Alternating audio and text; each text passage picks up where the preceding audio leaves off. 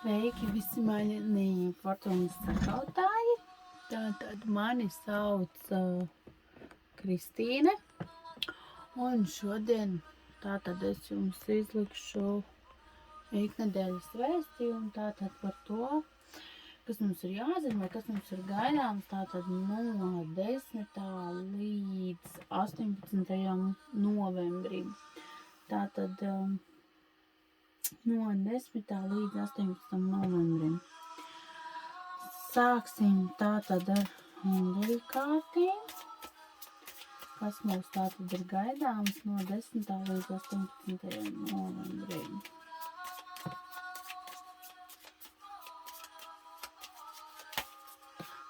Līdz 18. novembrim tātad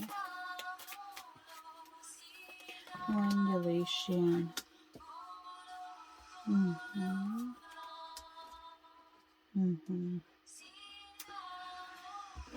Tātad, ar ko es vēlētos teikt, ka šajā laikā, vispār šajā laika posmā, mums ir ļoti jāuzticās mūsu garīgajai vadībai, teiksim tā, mūsu sargeņģeļiem, visādiem augšām celšiem meistariem, skolotājiem, visiem, kas ir tā teikt, tas, ko mēs reizēm jūtam, bet mēs to neredzam. Reizēm ir tā, ka liekas, ka kāds burtiski tiešām licis ir tur aiziet un tieši tagad tieši būt tur un tieši tagad tas tā notiek. Un tā arī tas ir, kad ir šīs te enerģētika, tātad to, ko mēs nespējam redzēt, bet mēs viņu spējam sajust. Tieši tāpat ar mums tiek strādāts, tikai mums ir, vai mēs ļaujamies šai te vadībai, vai mēs pretojamies, līdz ko mēs pretojamies šī te vadībai, lietas neiet tā, kā mums gribētos, un mēs ejam paši pret sevi. Viņi noteikti palīdzēs vadīt un tātad iet un nonākt tur. Uz to ir, var sakot, jāpaļaujās, var sakot, vispār šajā te laika posmā gaisma, vēlme pēc gaismas, lai arī laukā paliek tumšāks laiks, noteikti dedzinams sveces, visu, kas mūsos ienes, tātad šo te prieka sajūtu, sasilda mūs, liek justies mums labāk. Visādas tātad varbūt nevaram vēl šobrīd iet, lai gan ārstnieciskās masāžas pie fizioterapeitiem arī ir atļautas. Varbūt varam aiziet uz tādu kaut ko, kas mūs piepildītu, lai mēs šo te gaismu sevī vairot. Tas ir pastaigas došanās ārā gaišajā dienas laikā vēl. Tātad šīs te lietas. Arī darbs ar sevi, ar atlaišanu. Šis arī ir tāds, tas ir darbs ar erceņģeli Mihailu, ja, kad ir jāatlaiž tātad pagātnes sajūtas, aizvainojums, viss tas, kas mūsos ir krājies, lai mēs to pašu mēs varam lūgt arī saviem sargeņģeļiem, lai viņi mums palīdz un citiem, lai mūs palīdz tātad atbrīvot no šī te visu, un tas ir piepildīt sevi ar gaismu, mēs varam tikai tad, ja mēs atlaižam sevī tumsu.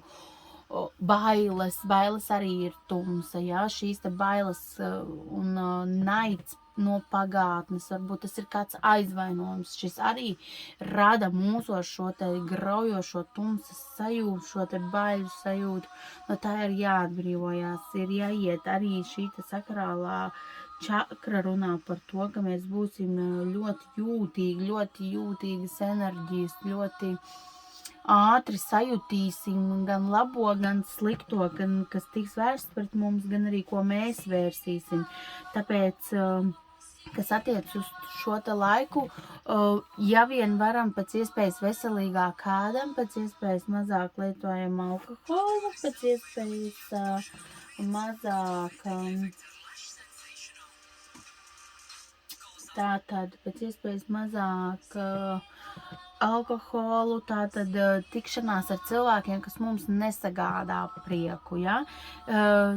Jātieks, tātad ir jāizskata šis te savs draugu lists vai draugu saraksts, ja? Tātad vai, teiksim, to cilvēku saraksts, kurus mēs tā kā nevēlamies satikt, arī neveicināt šīs te tikšanās, bet vajag to izdarīt principiāli pēc iespējas, ja nu reizēm ir tā, kad ar radiem ir tā, ka nevar, tad vienkārši principiāli ļoti īsi, neliels laika posms un paldies un uz redzēšanos un tam visam ir jānotiek tā, lai jūs to gribētu. Respektējiet savu jūtīgumu, sevi pašu. Šis ir tas laiks, kad mums ir ļoti jāpadomā katram par sevi pašu. Protams, nenodarot tādu pār citiem, bet veselīgi padomāt par sevi, par savām robežām, par savām sajūtām. Šis te laiks mums pieprasa to, lai mēs ieklausītos sevī, sajustu sevi par to, kas ir tas, kas mums šobrīd ir vajadzīgs, kas ir tas, kas mums ir jādara. Un kas ir tas, kā mums virzieties uz priekšu, šī ieklausīšanās un esamība ar sevi. Tātad tas ir no eņģeļu kārtīm. Tā, tagad pastīsimies no taro kārtīm.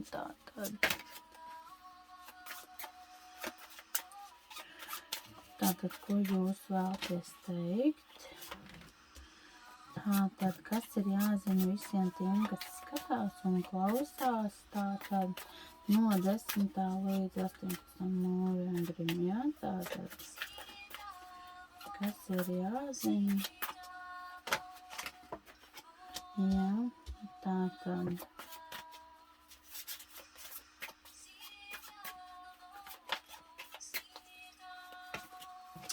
kas ir jāzina, jā.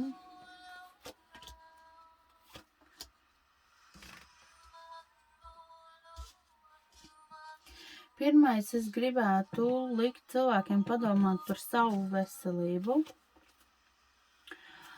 Aizdomāties par savu veselību, jā, par savu gan garīgo, gan fizisko veselību. Šeit iet runa arī par garīgo veselību, jā. Šis laiks ir diezgan pasmags arī dēļ tā, kas mums notiek riņķī. Pats par sevi, arī tas, kas mums notiek darba vietās un visā pasaulē, vispār kā tā, ne tikai Latvijā. Bet jāpiedomā par to, kā saaudzēt sevi, kā padomāt par sevi, lai jūs nenodarītu sev pār daudz. Ļoti. Vēl, kas man patīk, ka šonedēļ cilvēki jau lēnām pārslēdzās uz citu frekvenci, jau parādās pozitīvas tātad domas, cerības. Cerības par spožāku nākotni, cerības par to, ka viss sakārtosies, bet, ziniet, mēs būsim arī tādi ļoti skarbi, valdonīgi, tādi būs ļoti valdošas enerģijas. Mums gribēsies būt gudrākajiem, noteikti pēdējiem pateikt vārdu, bet ne vienmēr un ne visur tas ir jādara. Reizēm ir jāiemācās saudzēt sevi, nepārkāpjot arī robežas pāri citiem, jā. Tātad vēl kādam šis te laiks noteikti būs ar kādu patīkamu ceļojumu, kādu patīkamu braucienu, kāds dosies, iespējams, uz ārzemēm kaut kur. Jaunas iepazīšanās arī, jā, jaunas patīkamas emocijas, jā, tātad, jā. Patīkamas tikšanās. Kādam arī šis laiks var izvērsties, diemžēl, par attiecību sašķobīšanos, arī par šķiršanos, kas izskatās, ka šajā nedēļā mums varētu būt arī ļoti aktuāli, ka ļoti daudzi pieņems tātad šo te lēmumu pārtraukt attiecības vai vismaz domās par to. Un vienmēr atceramies, pirms mēs arī speram šo te sānu soli, kaut vai šīs te attiecības, jo tas nozīmē ne tikai par šķiršanos, bet arī attiecību pārkāpšanu, tātad krāpšana. Vienmēr izvērtējam par to, ko un kā mēs esam gatavi, vai tas, ko mēs zaudēsim, ir tas tā vērts. Ja šīs te attiecības ir destruktīvas un viņās valda tikai vardarbīgas, pat es teiktu, jā, tādas, emocionālais terorisms. Man pat liekas, ka tieši šāda veida attiecības nākamnedēļ ļoti izpaudīsies, kur izpaudīsies šī te varas parādīšana, šī te terorizēšana attiecību jomā, jā. Šī te terorizēšana, vardarbības ir arī emocionālā, ne tikai fiziskā. Tās ir divas dažādas tipa lietas, arī emocionālā vardarbība nav pieļaujama, un tieši vairāk šonedēļ izpaudīsies šis ziniet, tā varas izrādīšana vienam pār otru, un, diemžēl, tas var beigties par laimi, vai, diemžēl, tas var beigties, tāpēc piedomājam pie tā, ja mēs vēlamies izbeigt šīs te attiecības, tad šis ir tas laiks, kad tas arī ir jāizdara. Tieši tās, nevis tāpēc, ka es šodien tā izdomāju, bet tiešām tādās vairāk tas ir jādara un izpaudīsies tādās attiecībās, kas nav veselīgas attiecības. Tātad tādās, kurās ir šī emocionālā nospiestība, un vai nu jums būs jau domas par to, ka jūs to darīsiet, vai nu jūs to izdarīsiet. Bet noteikti šīs te attiecības šajā laikā ļoti daudz cilvēku iespējams jums, tieši varbūt tas esat jūs, kas skatās, varbūt tas esat jūs, kas dzīvojat šādās attiecībās, kur šis te ir, un tieši šis te laiks to visu izcels uz āru vēl aktuālāk, tāpēc ļoti padomājam par to, ar kādiem partneriem mēs esam kopā, un attiecībām jābūt ir veselīgām.